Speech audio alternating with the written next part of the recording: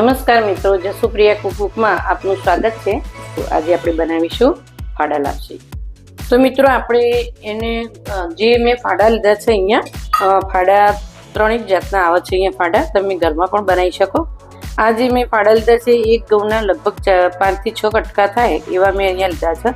આનાથી નાના પણ આવે છે અને આનાથી એક ઘઉંના 4 કટકા હોય એટલા મોટા પણ ફાડા આવે છે. જો વજન મેં કર્યું તો 350 ગ્રામ એક્ઝેક્ટ થયું છે.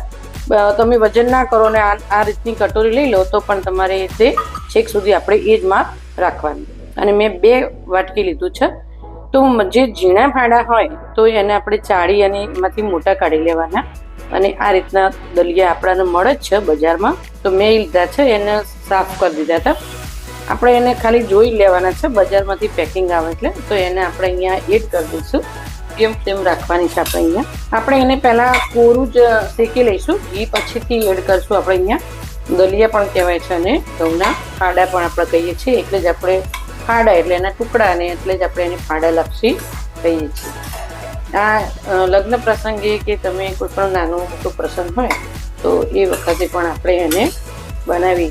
અને જ્યારે આ શેકાય છે ત્યારે જે 350 ગ્રામ મેં અહીંયા લીધા હતા એનાથી થોડોક જ ઓછો, એટલે 300 ગ્રામ અહીંયા મેં ગોળ લીધો છે વજનમાં. એને હું થોડા પાણી સાથે થોડું વગાડી દઈશ. આપણે એની અંદર થોડું પાણી રેડી દઈશું, 1 વાટકી જેટલું. આટલું જ પાણી અંદર એડ કર્યું છે એટલે ગોળ થોડો ઢીલો થઈ જશે મિત્રો. ગોળને આપણે ગરમ તો મૂક્યો જ છે મીડિયમ ઉપર, તો આપણે થોડું વચ્ચે હલાવીશું કે જેથી કરીને ત્યાં નીચે ચોંટીને લાલ ના થઈ જાય. ઓછા 4 થી 5 મિનિટ માટે આપણે આ દલિયાને શેકી લઈશું. જો જેમ જેમ શેકાતું જાય છે એમ એમાંથી વ્હાઈટ સરસ દલિયાને કણિયો થઈ જાય. જુઓ 70 થી 80% જેટલા આપણા દલિયા એ સરસ શેકાઈ ગયા છે. અહીંયા મેં 150 ગ્રામ ઘી લીધું છે, છીનું ઘી છે. તમે જો મેટ લેતા હોય તો આખી વાટકી, જે મેં આપણું માપ લીધું હતું એ જ વાટકી છે અને એ વાટકી આખી ભરાઈ જશે. તો આપણે થોડું થોડું કરીને આપણે અંદર ઘીનું એડ કરવાનું છે મિત્રો. તો આની અંદર હું અત્યારે 2 થી 3 ચમચી ઘી અંદર એડ કરી દઈશ. 3 ચમચી મેં મોટી એડ કર્યું મિત્રો. અને આપણે એને સરસ રીતે, હવે ગેસની ફ્લેમ મેં અહીંયા ઘી એડ કર્યું છે તો ગેસની ફ્લેમ મેં એકદમ સ્લો કરી દીધી છે. જો મિત્રો ધીરે ધીરે આપણા દલિયા શેકાઈને સરસ બ્રાઉન થઈ ગયા છે. જો સરસ રીતે આપણા દલિયા શેકાઈ ગયા છે. હવે અહીંયા હું માપ લઈશ એ પ્રમાણે આપણે અહીંયા પાણી એડ કરવાનું છે. જે માપ આપણે લીધું હતું કે જે 1 વાટકો જો આપણે અહીંયા લઈએ તો એની સામે આપણે 3 ગણું પાણી લેવાનું છે. જો મેં 2 લીધા છે, 2 વાટકા અહીંયા મેં લીધા છે, તો હું 6 વાટકા લઈશ અને ઉપર અડધો વાટકો પણ લઈશ.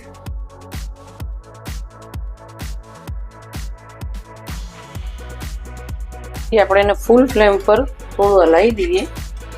3 થી 4 મિનિટ માટે એને થવા દઈશું. વચ્ચે આપણે જોઈશું નીચે ચોંટીને, જેનું ધ્યાન આપણે રાખીશું. થોડુંક થઈ જાય પછી હું એની 2 સીટી મારી દઈશ, જેથી કરી અને સરસ રીતે અંદર વરાળથી થઈ જાય. તો આપણે એને ઢાંકી અને 2 મિનિટ માટે રવા દઈએ. મિત્રો અહીંયા સરસ રીતે આપણા ઘઉંના ફાડા છે એ સરસ રીતે કચરા થોડા ચડવા આવ્યા છે. હવે આપણે એને એકાદ સીટી મારી દઈશું, 1 થી 2 સીટી હું મારી દઈશ. એના પહેલાં અહીંયા જે ગોળનું પાણી જે લીધું હતું એ અહીંયા હું એડ કરી દઈશ એની અંદર. તો આપણે કુલ ટોટલ એક જ્યારે વાટકી હોય માપ, એક કોઈ પણ વાટકી તમે લીધી હોય એનું જે માપ હોય એને લઈ અને અહીંયા આપણે 3 વાટકી પાણી લેવાનું એ રીતનું.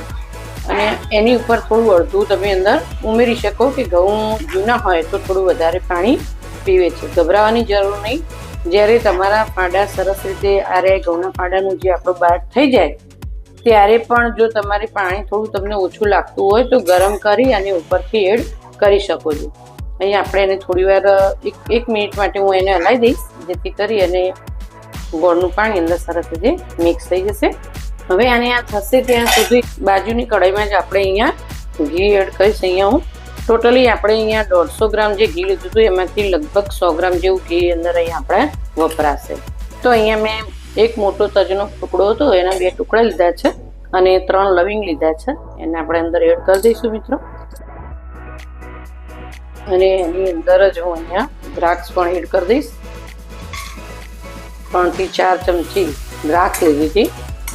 ગેસની ફ્લેમ બિલકુલ ધીમી રાખવાની છે. દ્રાક્ષ સરસ રીતે ફૂલી જશે મિત્રો. અને અહીંયા મેં 10 બદામ લીધી હતી, એના મેં ટુકડા કરી દીધા છે. અને 7 થી 8 કાજુ. અહીંયા પિસ્તા તમે એટલા જ લઈ શકો, પણ અહીંયા મેં ઓછા અમને પસંદ આવે છે એટલે મેં 6-7 જ લીધા છે. અને એને સારી રીતે આપણે ગેસની ફ્લેમ બંધ છે મિત્રો. દ્રાક્ષ સરસ રીતે થઈ ગઈ છે. હવે આપણે આ રીતે જે છે એ જ એડ કરી દઈશું. હું આની અંદર જ એડ કરી દઈશ. ઉપરથી મેં જે રીતે આપણે તડકો મારી એ રીતે મેં એડ કર્યું છે. તમે ડાયરેક્ટ પણ એને કરી અને સરસ રીતે આવી રીતે ફાડા તમે ટોટલી બાફી દીધા હોય અને પછી એડ કરો તો પણ ચાલો, પણ આ રીતે સરસ રીતે કરવાથી અંદર મિક્સ થઈ જાય છે મિત્રો, અને એની ફ્લેવર પણ સરસ આવે છે. લગભગ 50 થી 60% આપણા જે ઘઉંના ફાડા છે એ સરસ રીતે થઈ ગયા છે. હવે આપણે એને 2 સીટી લગાવી દઈશું કુકરની, અને સરસ રીતે થઈ જશે આપણા.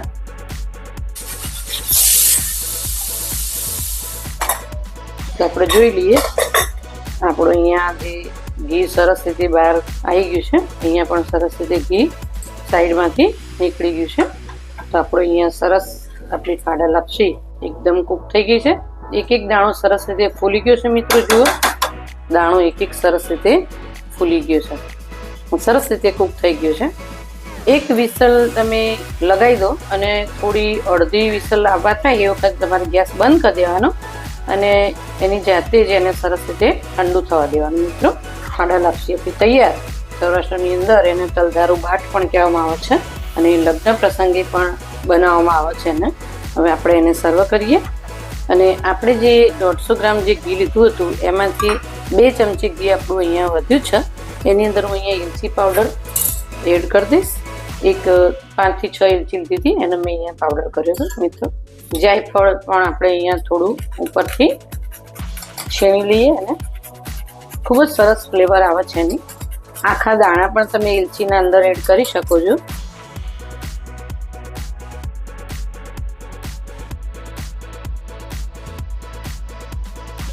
તો મિત્રો આપણો આપણે ફાડા લાપસી કહીએ છીએ ગુજરાતમાં, અને સૌરાષ્ટ્રમાં તલધારો બાટ પણ કહે છે. તમે પણ આ રીતે બનાવજો મિત્રો. એનું મેઝરમેન્ટ કમ્પ્લીટ આ રીતે લેશો તો તમારી ફાડા લાપસી પણ આ રીતે કમ્પ્લીટ બનશે. અને અમારી જસુપ્રિયા કુકબુક ચેનલને લાઈક, શેર અને સબસ્ક્રાઈબ કરવાનું ના ભૂલતા. ફરી મળીશું આવી જ એક નવી રેસીપી સાથે. Thank you.